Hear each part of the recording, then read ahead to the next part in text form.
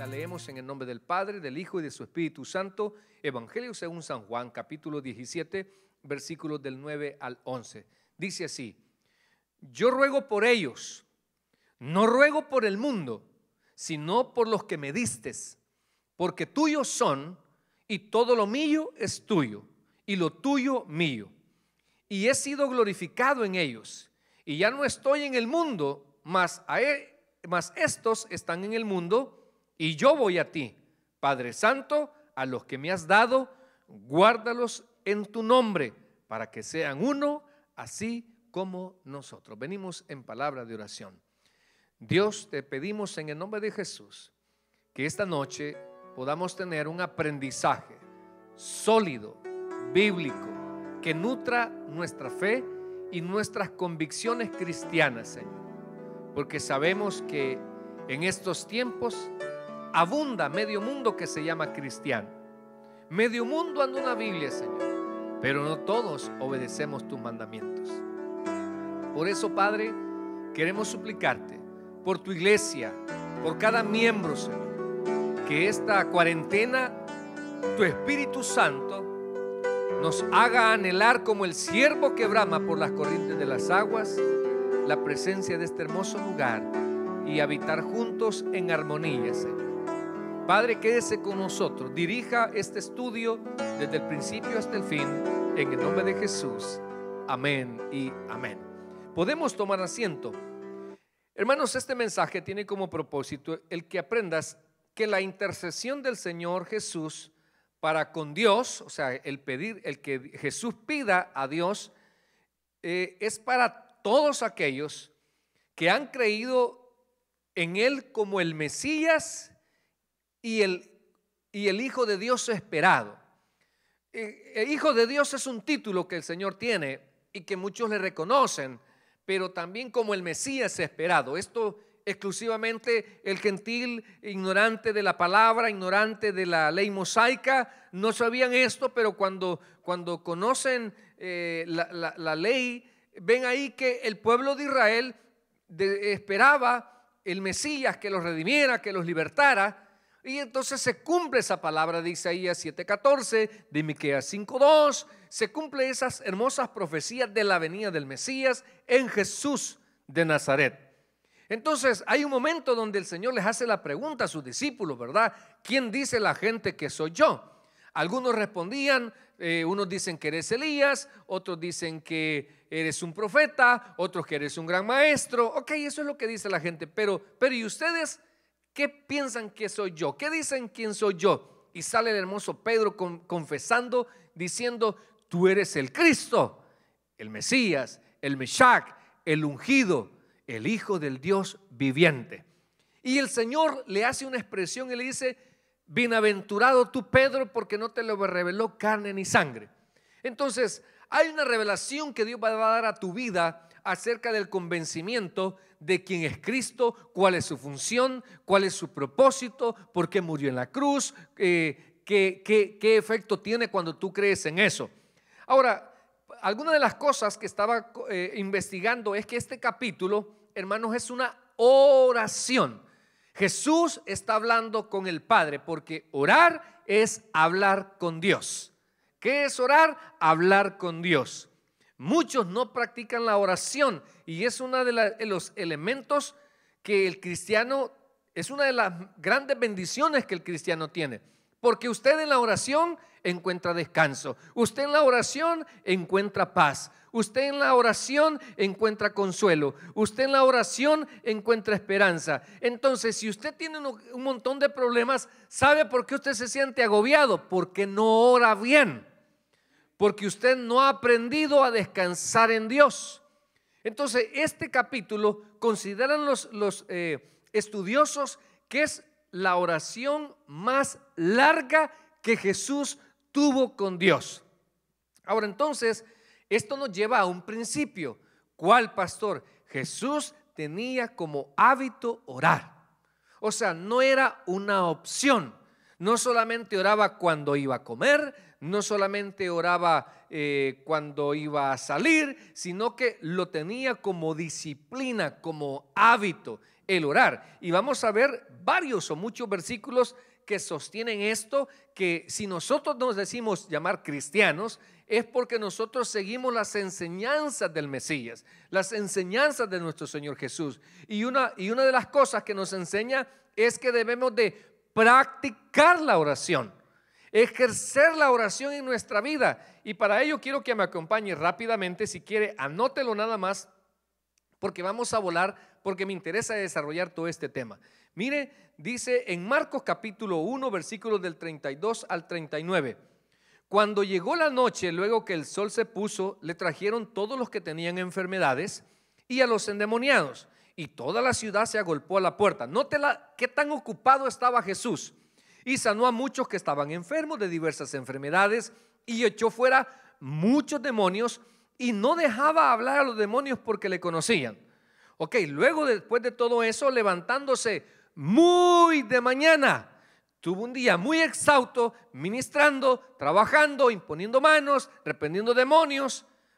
Hermanos, y para aquellos que saben, el ministerio no es fácil, hay un montón de ocupaciones que tenemos, pero mire, más sin embargo, él hizo tiempo. Es algo que usted y yo debemos de hacer también, tiempo para orar.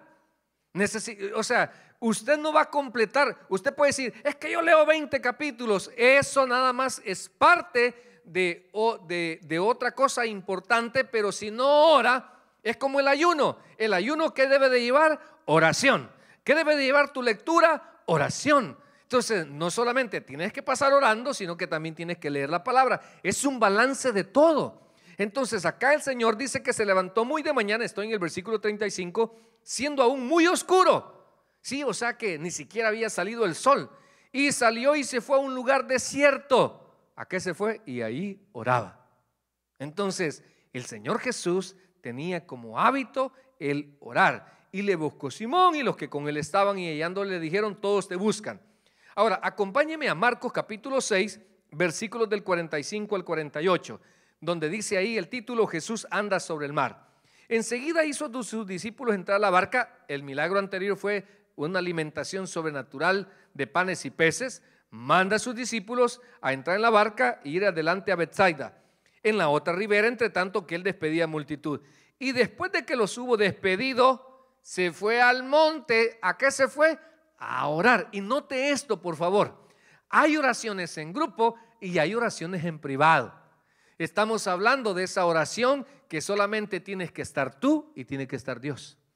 Oraciones en privado. Y le buscó Simón, estoy ahora en el monte a orar. Y venida la noche, la barca estaba en medio del mar y él en tierra. Entonces, vemos ahí dos momentos de Jesús que los escritores de los evangelios registraron que Jesús tenía como hábito, Jesús tenía como disciplina orar. Entonces es un tiempo que usted dice, ay pastor, es que a mí no me queda tiempo. No, somos mal organizados, que es otra cosa. El problema de nosotros es la mala organización. Y es que le voy a explicar otra cosa. Algunos nos levantamos sin ni siquiera escribir las actividades que debemos de hacer. Si usted, quizás voy a hablar con los jóvenes. Yo lucho con eso, porque si el joven no tiene una agenda ya para el siguiente día, se va a levantar a la hora que le ronca la gana. Entonces, pero en cambio, si uno planifica, bueno, mañana me voy a levantar a tal hora, voy a hacer esto, voy a hacer aquello, la planificación de tu día es muy importante. Y dentro de esa planificación debería de estar la oración.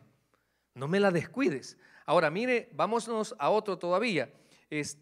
Lucas capítulo 3, 21 al 22. El bautismo de Jesús. Note esto cuando Jesús llega al río Jordán a bautizarse por Juan el Bautista. Aconteció que cuando el pueblo se bautizaba, también Jesús fue bautizado. ¿Y qué dice? Y orando, me imagino, salió del agua. ¿Y a qué se puso Jesús? A orar. Note que la oración es una práctica que el cristiano debe de hacer. ¿Quién es nuestro modelo? Jesús. Y descendió el Espíritu Santo sobre él en forma corporal como de paloma. Ahora vámonos al Evangelio según San Lucas, capítulo 6, versículos del 12 al 16.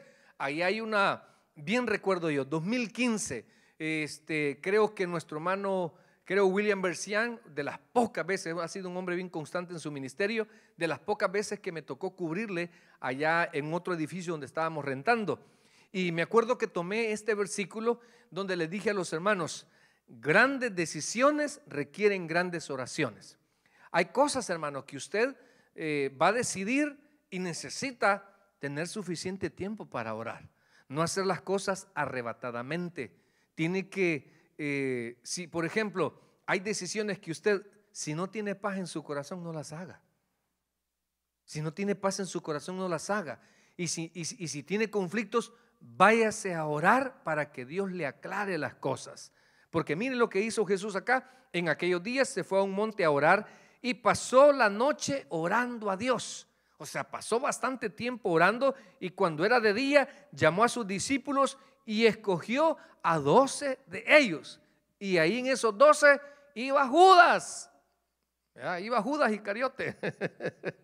Veamos Lucas capítulo 9, por favor, versículos del 18 al 20. Otro versículo donde encontramos que Jesús oraba. Aconteció que mientras Jesús oraba aparte, o sea, note cómo el Señor se apartaba, note cómo el Señor buscaba la oración en la mañana, buscaba orar toda la noche.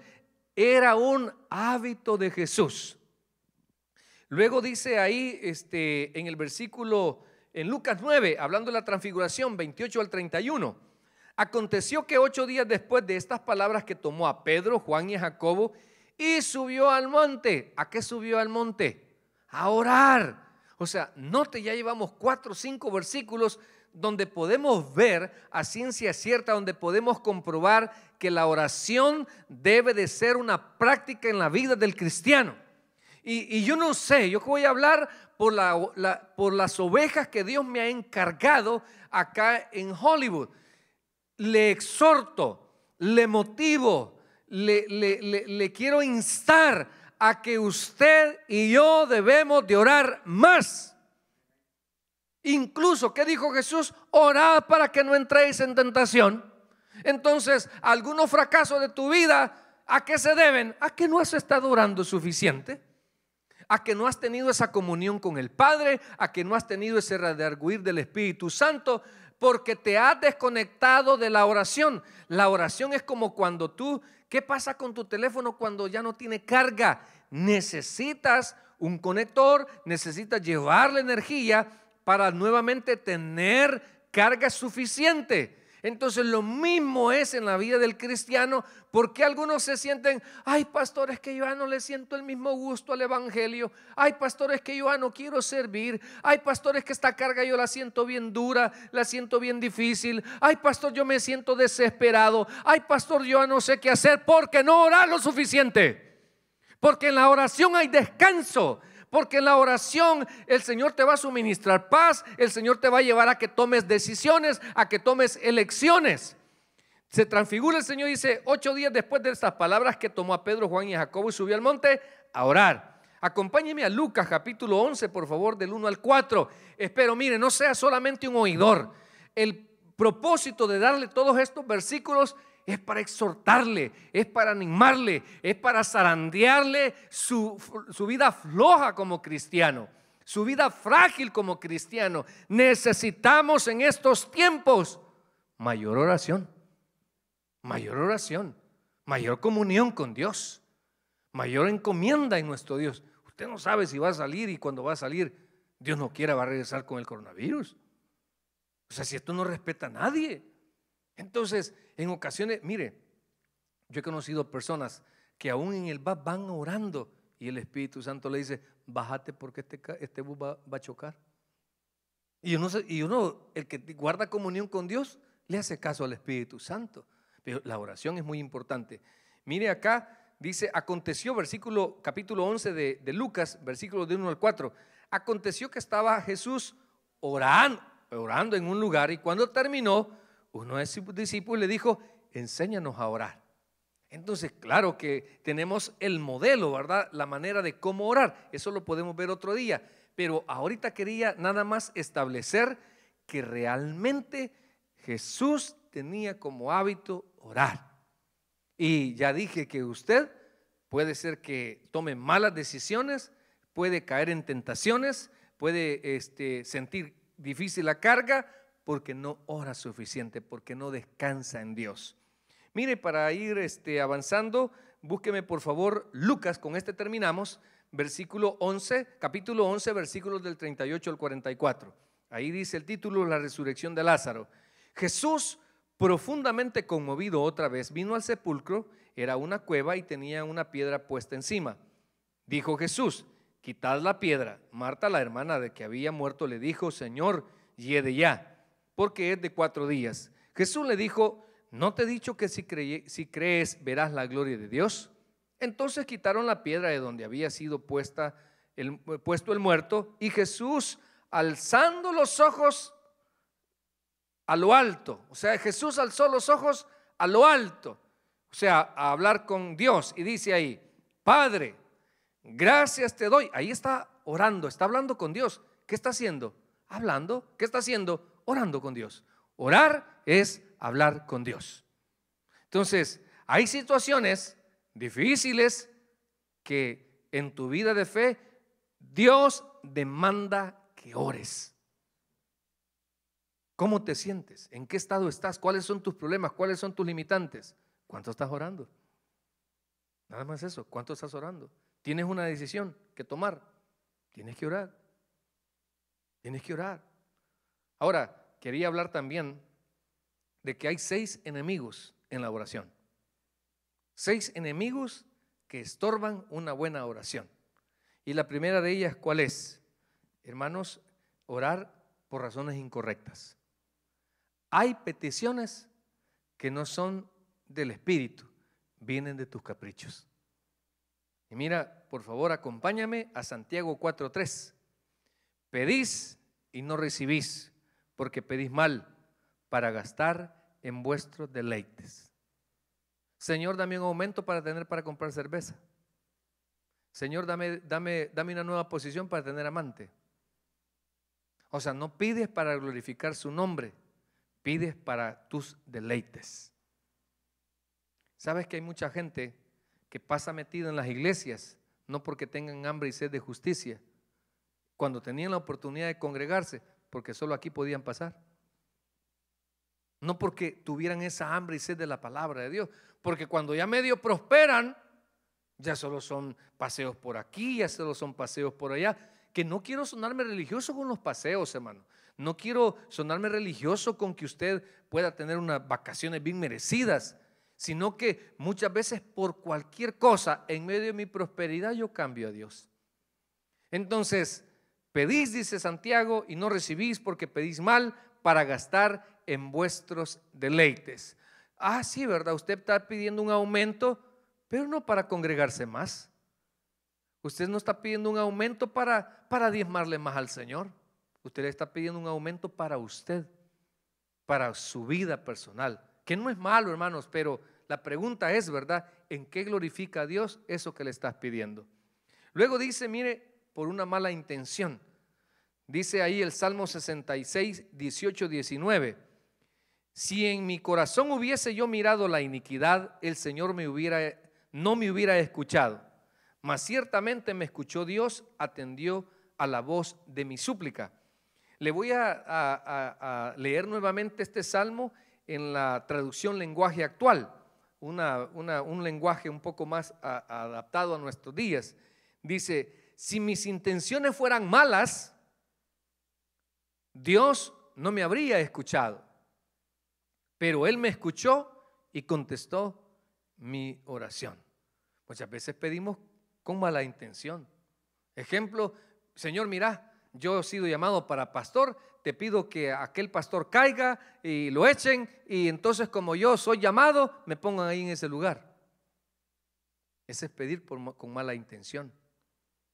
O sea, Señor, mira, mi vecino me hostiga, por favor, que tenga un accidente y que se vaya. Eso es pedir con mala intención. Fíjate que te lo voy a poner. Una vez traté con una mujer que era justificado lo que ella estaba pasando, porque hay hombres que son netamente irresponsables en la vida de hogar. O sea, descuidados, todo. Cuando se separan de la pareja, se separan de sus hijos. descuidando la manutención, descuidando el tiempo. Y ahí los hijos crecen con ese vacillito y aparte estar escuchando a la amargada de la mamá que su padre es un gran irresponsable. Recuerdo yo que esta hermana pasaba y me decía, pastor, mire, porque igual de alguna manera nosotros le apoyábamos en el cuidado de sus hijos, en la alimentación, y siempre tenía esta característica, ese padre irresponsable. Cada vez, cada 15, cada 20 días que yo lo veía él, lo veía con un par de zapatos diferentes. Entonces en mí también me indignaba y decía, ¿cómo es que para comprarse un par de zapatos cada mes tiene y no tiene para regalarle 20 pesos a su hijo, a sus hijos? A mí me indignaba. Y pues la pobre hermana esta llegaba y mire, pastor, yo oro para que le quiten el trabajo, yo oro para que este hombre le vaya mal. ¿Y sabe qué le dije yo? Estás equivocada. Bendecí a esa persona. Bendecí a esa persona para que le vaya bien, para que reciba bendición de Dios. 2 meses que ha de ser difícil, hermano, estar orando por una persona que te anda desprestigiando, que una persona que te ha traicionado, que una persona que te llevó a tu marido, que una persona que te llevó a tu mujer, que una persona que te echó de la iglesia, que una persona que hizo tanto mal, y tú empiezas a orar diferente. Sabes que de ahí vienen algunas bendiciones, pero hay hermanos que las intenciones en el momento de orar no son genuinas, no son buenas, y por eso ese es un impedimento. Pero hay que tener mucho cuidado. Entonces la historia con esta hermanita es que a los 2 meses él voluntariamente empezó, le habló por teléfono, le pidió su número de cuenta y empezó a mandarle el dinero sin gritarle, sin exigirle, sin decirle nada. ¿Quién hizo eso? Dios. Pero ¿dónde empezó todo eso? A orar diferente. O sea, lo que te estoy diciendo yo no es una carga, es un deber que tienes si quieres ver resultados diferentes. Revisa tu corazón. Revisa tu corazón, porque puede ser que dentro de tus oraciones hay estorbo porque no estás orando bien. Señor, te pido que despidan a mi jefe para quedar yo ahí. O sea, malintencionado. Veamos, hermanos, también en tercer lugar, otro estorbo es descuidar su palabra y no obedecerla. Okay, mira, acompáñeme por favor a Proverbios capítulo 28, versículo 9. El que aparta su oído para no oír la ley, su oración también es abominable. Me encanta un versículo de Eclesiastés 5 acerca de cuando le prometes a Dios. Cuando vayas a la casa de Dios, pon tu oído más para oír que para hablar.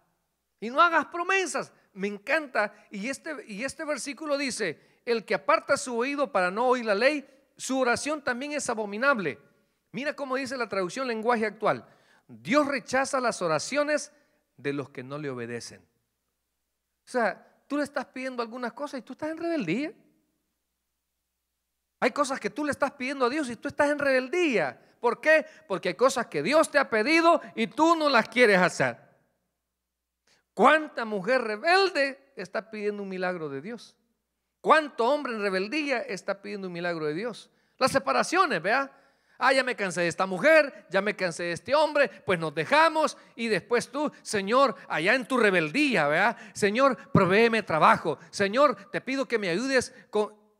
Estás pidiendo un montón de cosas, pero tú estás en un estado de rebeldía. ¿Y por qué lo dice? Pasó porque ya lo he vivido. Ya me he convertido yo en un tonto útil en la obra de Dios.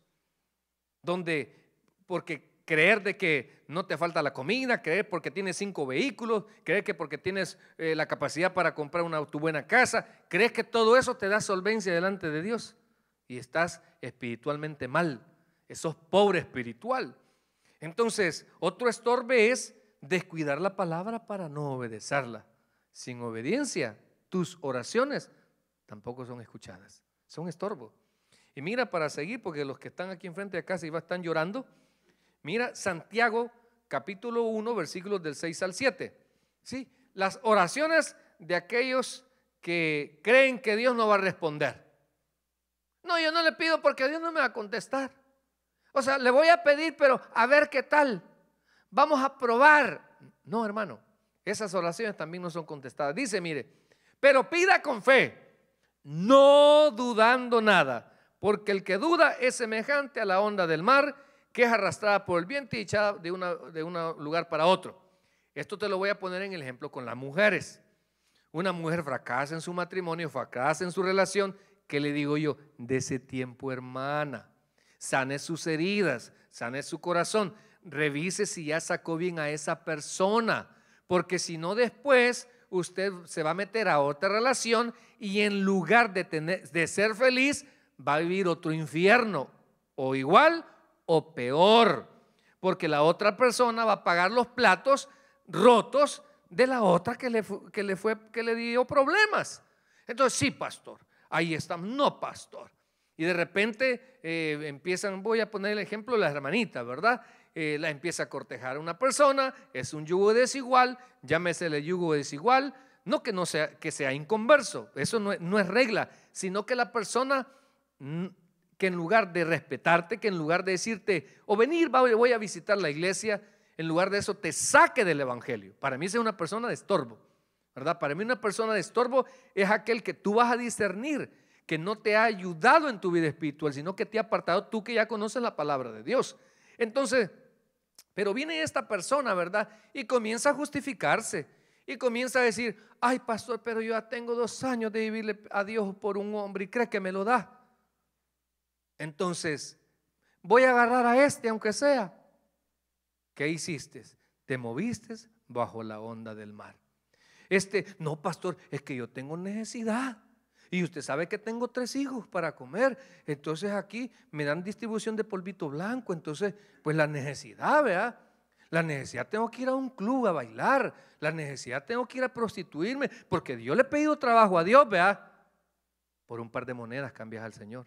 Por un par de cosas cambias los principios bíblicos en tu vida espiritual. Hermano, yo no sé, por eso anoche hablaba con los hermanos que un pastor debe tener conciencia de sus acciones, de sus decisiones. Un líder tiene que tener conciencia de sus acciones y decisiones. Un cabeza de hogar tiene que tener conciencia de sus acciones y sus decisiones, porque su ejemplo, las palabras convencen, pero el ejemplo arrastra. Y muchas veces nuestros hijos no creen el evangelio porque ven tus mentiras, ven tus ocultamientos, ven que tienes un pie adentro y tienes un pie afuera. El domingo sacas una Biblia, pero el viernes has metido cerveza. ¿Me estás entendiendo? Entonces no tienes principios, no sabes en quién has creído. Entonces, por eso, mis amados, un estorbo es aquel que se precipita, le pide algo a Dios, pero no sabe esperar en Él. Entonces yo quisiera que si tú le estás pidiendo algo a Dios, sabe esperar, hombre.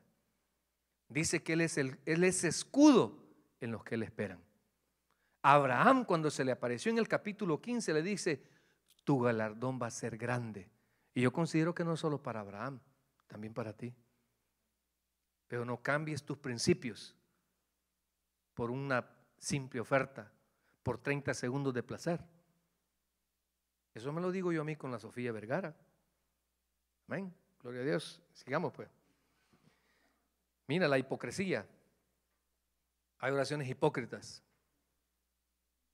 Aquellos hermanitos que somos buenos para actuar, para causar lástima, para decir cosas con intención, para que alguien se compadezca. Porque hay gente que le gusta presentarse todo miserable. O sea, hermano, hay que tener cuidado. Mire el versículo Mateo capítulo 6:5, por favor, acompáñeme. Y cuando ores, no seas como los hipócritas, porque ellos aman el orar en las sinagogas y en las esquinas de las calles. O sea, a ellos les gustaba orar en las sinagogas. No, yo quiero orar. ¿Sí? Les gustaba ser visto por muchos. En las calles se ponían a orar. Y la gente decía, mira qué espiritual es ese hombre, le gusta orar. Y ya me imagino, ¿verdad? ¿Qué cosas decían? Señor, te agradezco porque esta semana puse $100 en el canasto. Señor, te agradezco porque hoy le fui a ayudar a esa anciana, le di comida. Te agradezco, Señor, porque fui a ayudar a esos niños que no tenían padre y yo les di. Y empiezan a decir sus obras, no para que Dios lo supiera, sino para ser visto por los hombres. Y que la gente opinara y dijera, ay, qué buen don Edwin, tan buena gente que es. Ay, mira el pastor. Ay, mira el hermano. ¿Por qué se basa en una opinión?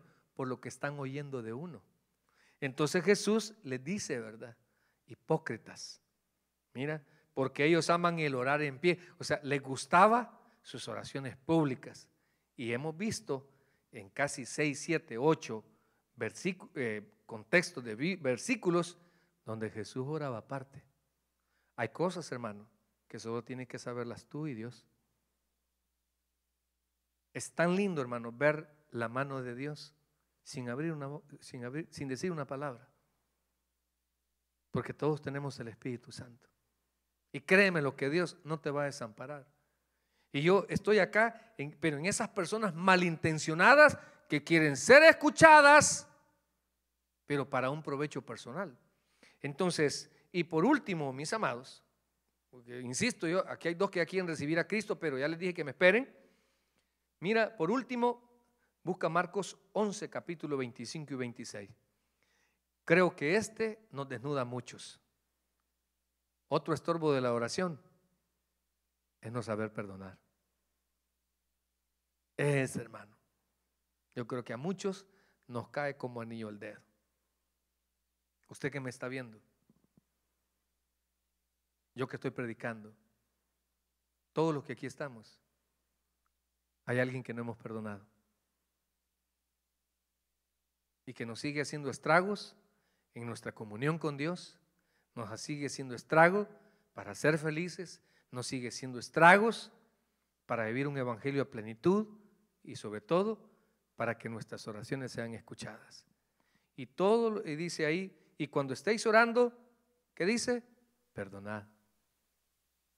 No puedes tener una oración con Dios sin buscar el perdón. Esto es bíblico, hermano. Este es cristianismo. Cristianismo no es decreta libertad, decreta tu bendición, mira prosperidad. No, este es cristianismo. Perdonar, así como Dios nos perdona. Ese es cristianismo. Mira, yo al analizar a Jesús, y he estado viendo tanto eso, la capacidad que Jesús tuvo aún hasta de elegir a su traidor como equipo de trabajo. No le dijo, no, Dios, mira, ese tiene cara de traidor, sácamelo porque yo quiero un equipo fiel, leal. No, hasta con él pudo convivir. Y cuando lo recibe, no creas que el Señor le habló con ironismo. Cuando Jesús lo entrega, cuando Judas entrega a Jesús, yo no creo que haya sido ironismo, porque una cosa es, mira, es que te lo voy a explicar. Hay personas que yo considero mis amigos, pero ellos no me consideran su amigo. ¿Me entiendes? O sea, creo que así es. Yo hay personas que las aprecio mucho, pero el nivel de estas personas a mí no me aprecian así. O sea, para que más o menos me entiendas. Entonces Jesús, cuando recibe a Judas, le dice, ¿con un beso entregas a tu maestro, amigo? No creas que le está diciendo, decir que sos mi amigo. No, no le está recriminando. Yo sí te consideraba mi amigo. Lástima que tú no aprovechaste mi amistad. Entonces, una oración, hermanos, donde no hay perdón, es un estorbo. Mira, dice, cuando estéis orando, perdonad. Si tenéis algo contra alguno, para que también vuestro Padre que esté en los cielos os perdone a vosotros vuestras ofensas, porque si vosotros no perdonáis, condición, tampoco vuestro Padre esté en los cielos os perdonará vuestras ofensas. Tablitas, hermano. Entonces, yo espero que Dios te haya hablado con estos 6 estorbos. Quería llegar hasta ahí porque es importante. Veamos entonces, ya dejemos la oración, ya dejemos que es un hábito y ya dejemos los 6 estorbos. Ahora metámonos a todo el contexto de este versículo, donde vamos a ver algunas peticiones del Señor a Dios para sus discípulos. Empieza el Señor Jesús a pedir por sus discípulos. Empieza el Señor Jesús a orar por sus discípulos. Dijimos que este capítulo es uno de los más largos de la oración del Señor con Dios. Una plática larga y tendida. Él ya sabe que va a ser apresado, él ya sabe que va a ser traicionado, él ya sabe que va a ser abandonado, él ya sabe que se aproxima una gran prueba y antes de eso empieza a orar. Ya está claro que no va a estar en esta tierra, ya se cuenta y caso que él ya va a estar en la gloria donde siempre ha estado. Y entonces empezamos a ver del versículo 17 del 10 al 11 algunas peticiones del Señor Jesús a Dios para sus discípulos. En primer lugar, mira, ahí dice: y todo lo mío es tuyo y lo tuyo mío, y he sido glorificado en ellos. y ya no estoy en el mundo, mas estos están en el mundo. Y yo voy a ti, Padre Santo, a los que me has dado, ¿qué les pide? ¿Qué le pide Dios? Guárdalos en tu nombre. Entonces, en primer lugar, hermanos, una de las peticiones que el Señor Jesús está haciendo a Dios para ti y por mí es para que nos mantengamos en fe. Esa fe genuina. ¿Quién es el autor y consumador de nuestra fe? Jesucristo. Él es el fundamento de nuestra fe. Él es la mirada de nuestra fe. Entonces, hermanos, el Señor quiere que tú y yo nos mantengamos en fe. ¿Cómo así, pastor? Que no cambiemos nuestros principios bíblicos. No cambies tus principios bíblicos. Mira, papá, fíjate que yo solo me quiero juntar con Chepe Trompo. No cambies tus principios bíblicos. Tus padres te enseñaron a que tenías que casarte primero para después hacer vida conyugal. No cambies tus principios bíblicos. Cambiar tus principios bíblicos es ser más amigo del mundo que de Dios. Entonces una cosa está pidiendo Dios por ti y por mí, pero como tenemos sentimiento, voluntad e intelecto, tú vas a decidir. Pero una de las cosas que Dios está pidiendo es que tú te mantengas en fe, que no mezcles la gracia con la ley. ¿Cuánto cristiano comienza bien con el perdón, con la restauración, con las oportunidades de Dios, y cuando ya su vida ha cambiado, empieza a querer caminar en el evangelio bajo el perfeccionismo de la ley? Comienza a ponerle cargas a un montón de gente, como que cuando tú viniste al evangelio, nadie te impuso una carga, nadie te obligó a dejar. Eso fue trabajo del Espíritu Santo.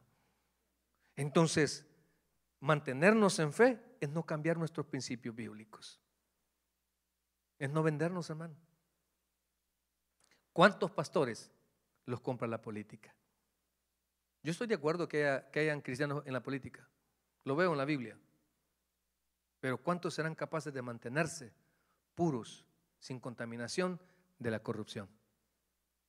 Por eso el Señor está pidiendo por ti y por mí. ¿A qué? A que nos mantengamos en fe, a que no cambiemos nuestros principios bíblicos, a que no empecemos a decir, no, si Dios aprueba el aborto, a que no digamos, no, si Dios aprueba el divorcio. O sea, no, hermano, no cambiemos nuestros principios. No, yo no creo en el matrimonio.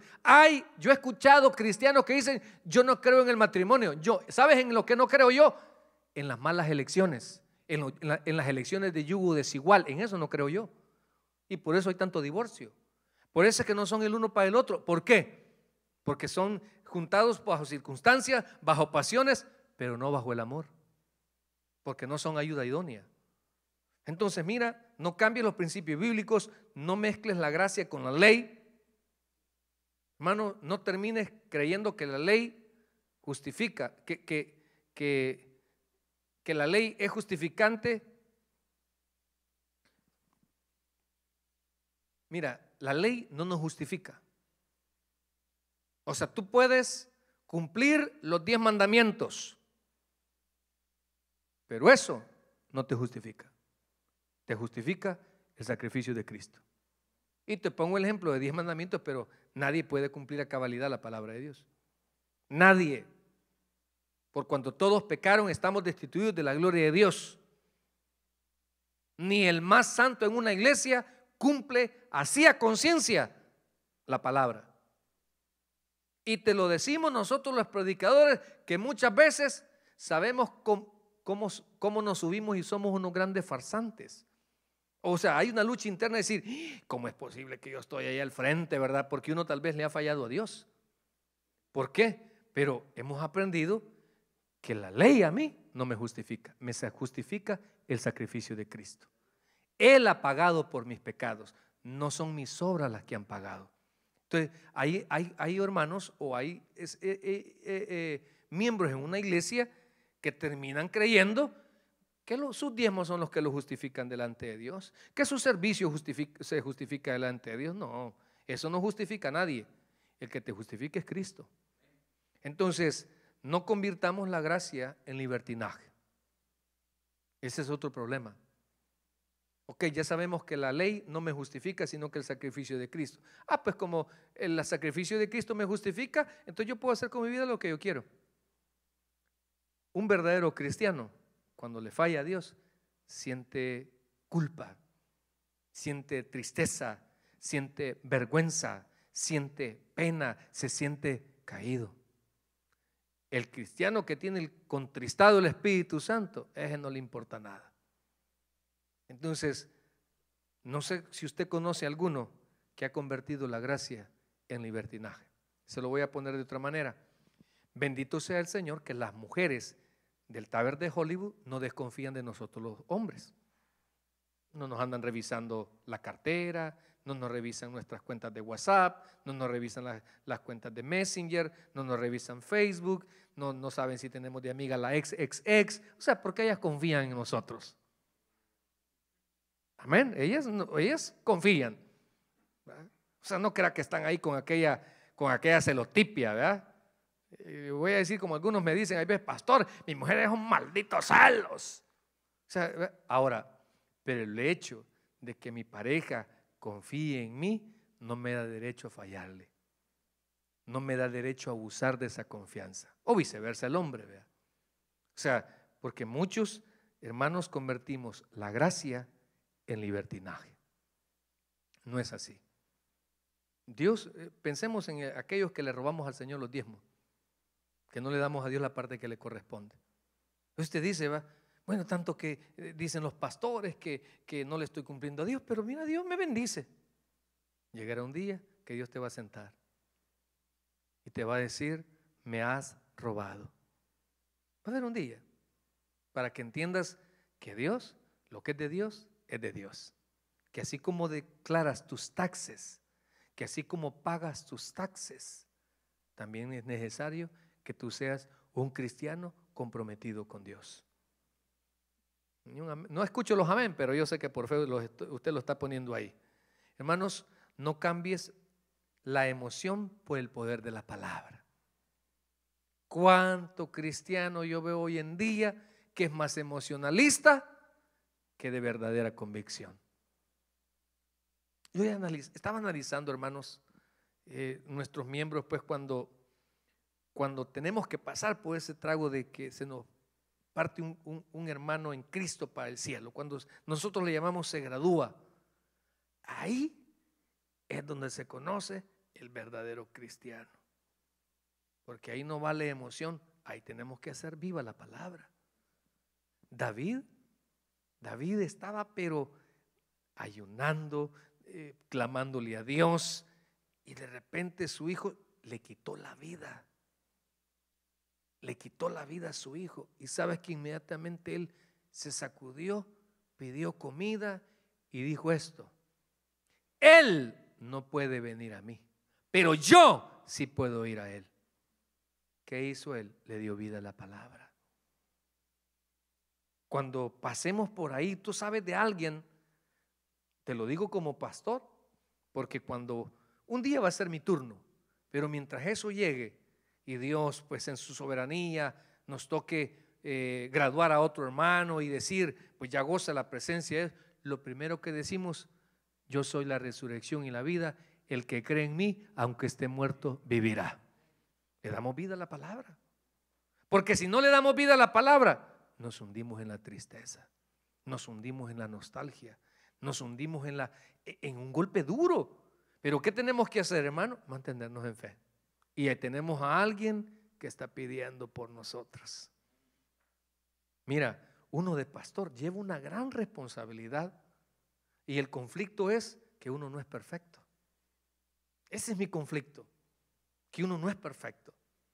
Y por eso le pido a Dios, Señor, que la iglesia esté basada en principios bíblicos, no modas religiosas, no los G12, no los que iglesias que solo pasan en conciertos, iglesias que no le dan valor a la predicación, iglesias que parecen discotecas, miembros que se peinan como quieren, pelo largo, pelo raso, un montón de aretes, se ponen un montón de cosas. Yo estoy de acuerdo, hermano, así como Dios te llamó, así quédate. Pero ya que vengas y estés en la iglesia y estés queriendo todavía coquetear con el mundo, para mí tú no eres nada. Pero nada que te sea claro con la palabra de Dios. Pero entonces no cambies la emoción por el poder de la palabra. Porque hay miembros, hermano, que solo pasan en conciertos. ¿Es malo eso, pastor? No.